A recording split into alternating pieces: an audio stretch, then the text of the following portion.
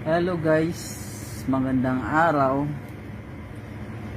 Ituturo natin sa iyo ngayon yung basic troubleshooting ng fiber home router.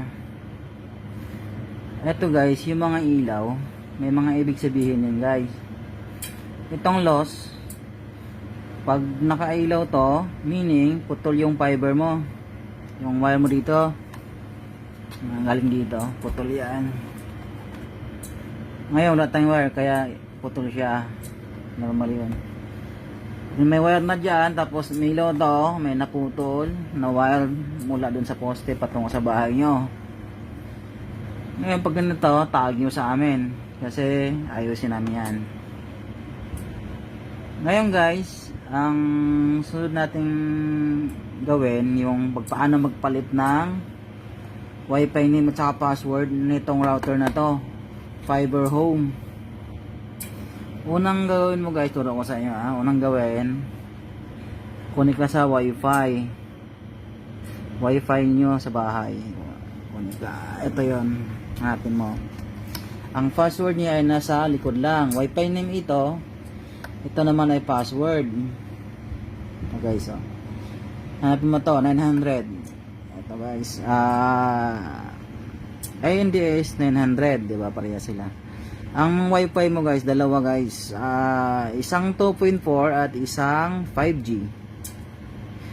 Ang 2.4 lumang Wi-Fi to, long range to, hindi ganun malakas pero long range. Ang 5G naman malakas to sa Mbps pero short range lang siya. Pag lumabas ka na ng kwarto, lumayo ka sa bahay, lumayo ka sa router, mahina na siya. Pag lumayo ka sa router, connect ka sa 2.4 kasi long range yan. Ngayon, subukan natin. 2.4 muna tayo. Input mo lang yung password guys. INDS Wi-Fi 5MWBX. Ayan guys. Connect. Ayan guys, nakakonect na siya, diba? Connected ka na sa Wi-Fi mo. Sunod mo ang gawin guys, punta ka sa Google Chrome. Mag-ganon yun siya guys kasi wala pang internet. Punta ka sa Google Chrome. Google Chrome, ito guys, itong logo ng Google Chrome guys, nakalagay Chrome. Open mo yan. Pagka open mo